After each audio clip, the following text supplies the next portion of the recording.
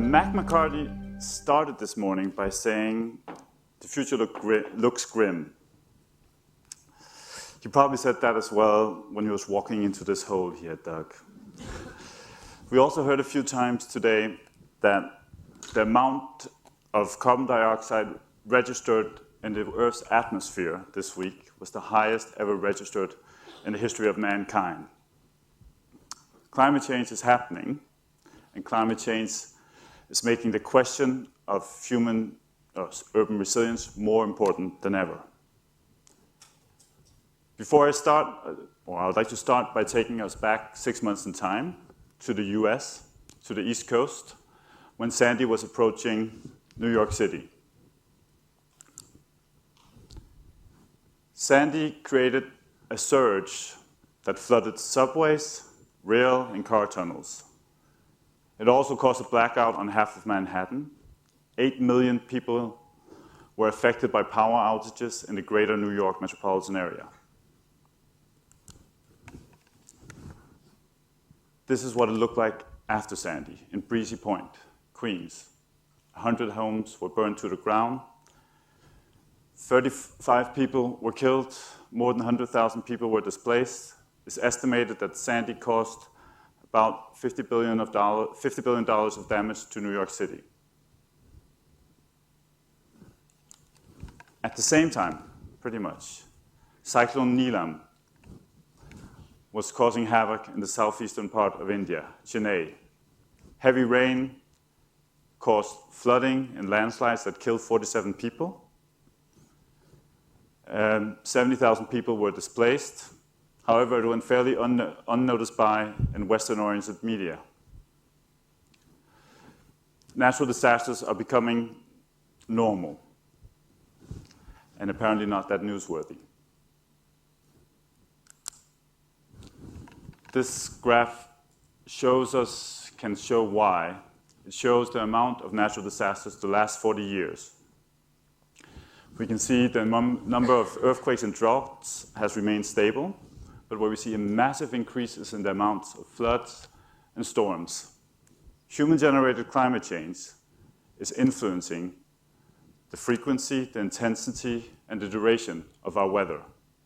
It's making it more variable.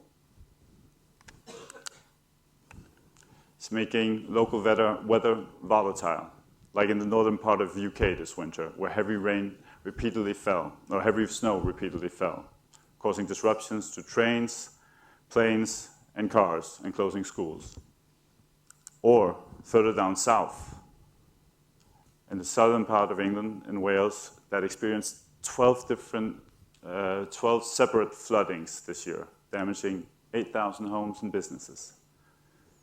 Cities are going to have to learn to cope with more snow, heavier rain, and stronger winds. We heard before Sashi telling us that by 2050, 70% of the world's population will be living in cities. Today, half of the world's population is living in cities. This map shows that the concentration of people living in areas exposed to natural hazard is increasing. Like in Vietnam, Ho Chi Minh City. In 1950, there was about 1 million people living there. Today, it's 8 million people. It's one of the fastest growing cities in the world, estimated to grow by 500,000 per year. The city is expanding into a low-lying delta.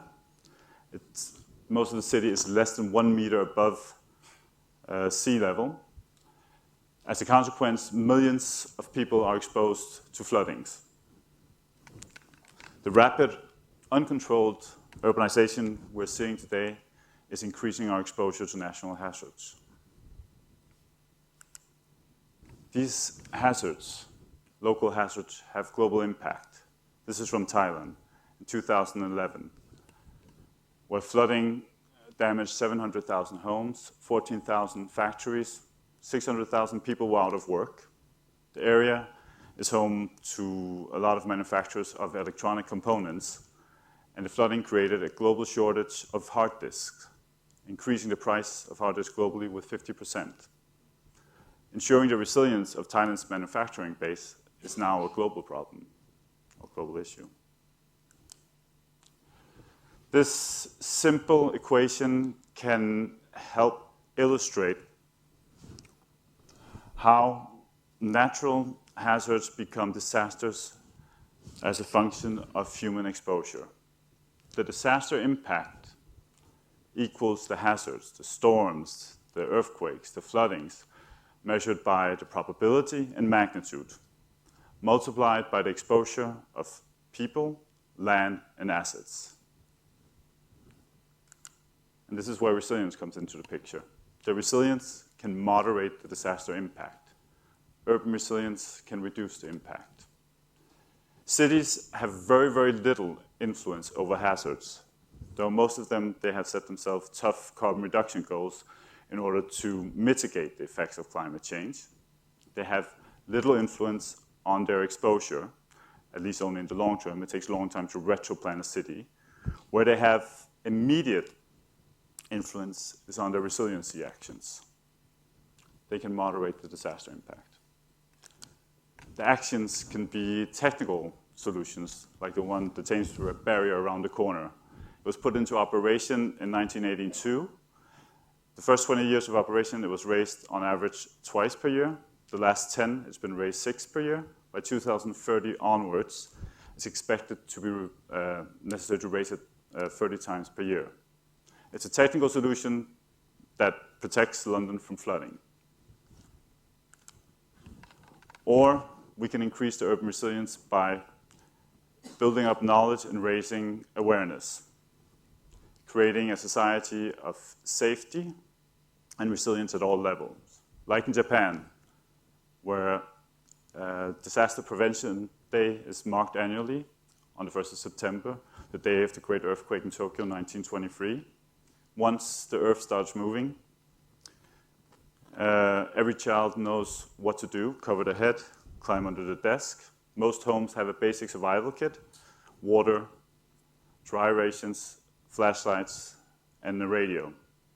Building codes are rigorously enforced to ensure that the buildings can withstand earthquakes. Japan is a world champion of readiness.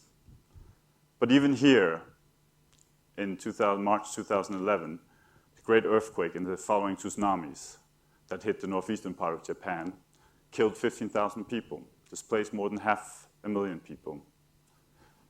The water caused the meltdown of 3 nuclear reactors at the Fukushima power plant, and it's still too early to know exactly what the consequences of the radioactive leakage has on the local environment and people. Imagine if this had happened in a less resilient place. Finally, and this brings us to very much what it's all about today, we can increase the resilience by ensuring that our communities have dense social networks that create the ability to adapt and react to environmental change, like in New York, where people were helping their neighbors with shelter, food, clothing, and here power. The social fabric, be it woven by longbows or songs, or by Jonah Greenidge's grill, is vital for the community's ability to recover quickly and fully from disaster. I think I'll leave it here, Margaret.